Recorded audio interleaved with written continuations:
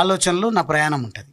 చివరగా చెప్పండి, కవిత ఈ మధ్యకాలంలో పార్టీలు కొంత డిస్టర్బ్ చేస్తున్నటువంటి వాతావరణం నెలకొంది. పార్టీ ఆమె వల్ల ఏ రకంగా నష్టపోయే ఛాన్స్ కనిపిస్తుంది? అది వాళ్ళకి తెలుసు. ఎందుకంటే నేనైతే మీకు తెలుసు కదా, సంవత్సరంన్నర కాలంగా ఏం జరుగుతుంది, ఎవరు డ్యామేజ్ చేస్తున్నారు, ఎవరు స్ట్రెంథెన్ చేస్తున్నారు అనే దానికి కొంచెం పక్కకు పెడితే, నాకు అవకాశం వచ్చింది.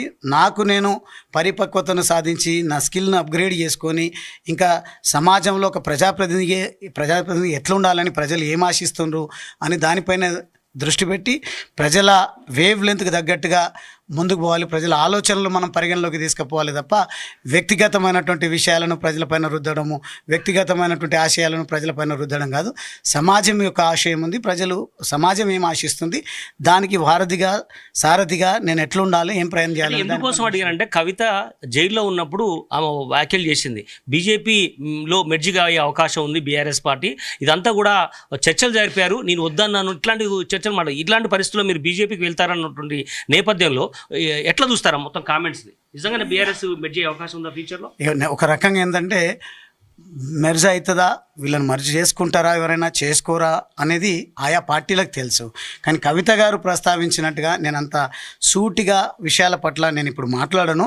రేపు నా ప్రజల ముంగట తేటా తెల్లని చేస్తా. జరుగుతున్నటువంటి సిచ్యువేషన్ ఏముంది రాష్ట్రంలో, దేశంలో, మరీ ముఖ్యంగా పొలిటికల్ కేటగిరీలో, రంగంలో అని నేను ప్రజల ముందు ఉంచుతా. మా నాయకులు, కార్యకర్తలు నన్ను ఈ స్థాయికి తీసుకొచ్చినటువంటి, నాకు రాజకీయంగా జన్మనిచ్చినటువంటి నా గడ్డపైన చర్చ జరిపిన తర్వాత నేను అర్థం చేసుకునే వారి ముంగట ఉంచుతా. వాళ్ళు ఏం డైరెక్షన్ ఇస్తే ఆ డైరెక్షన్లో పోతా తప్ప, కవిత గారు ఈ దిశగా నడుస్తున్నాయి అన్నంత మాత్రాన ఆ దిశగా ఆలోచన చేసి నేను ఏదో నిర్ణయాలు తీసుకున్నటువంటి కాదు. రైట్. చివరగా మీతో పాటు ఎంతమంది మాజీ ఎమ్మెల్యేలను తీసుకెళ్ళబోతున్నారు మహబూబ్నగర్ నుంచి, అదే సమయంలో ఇతర జిల్లాల నుంచి కూడా వెళ్ళబోతున్నారు అనే చర్చ జరుగుతుంది. బీఆర్ఎస్ పార్టీ కొంత ఇబ్బందుల్లో ఉంది, మీరు ఏం చెప్పదలుచుకున్నారు చివరిగా? ఒక మాట చెప్పాలా, నేను ఎట్టి పరిస్థితుల్లో రాజకీయ ప్రయోజనం కోసము నేను నా రాజీనామాను సమర్పించలేదు. ప్రయోజనం కోసము, దేశ రక్షణ కోసము, దేశ ప్రయోజనాల కోసము, జాతీయ భావాలను కలిగి ఉన్నటువంటి ఆ విషయాల పట్ల ఆలోచన చేసి చర్చ చేసి ముందుకు పోదామనుకుంటున్నా. నేను ఒక్కడిగా తీసుకున్న నిర్ణయము రాజీనామా అనేది మా నాయకులు, కార్యకర్తలు ఇచ్చేటువంటి సూచన మేరకు ముందుకు పోవాలనుకున్న తప్ప ఇంకా ఎవరిని తీసుకుపోవాలి, ఎవరు వస్తారు అనే దానిపైన నేను ఏ పార్టీలలోనూ ఏ పార్టీ ఆదేశం నాకు లేదు కాబట్టి ఆ దిశగా నేను ఏం ఆలోచన చేయలేదు. రైట్.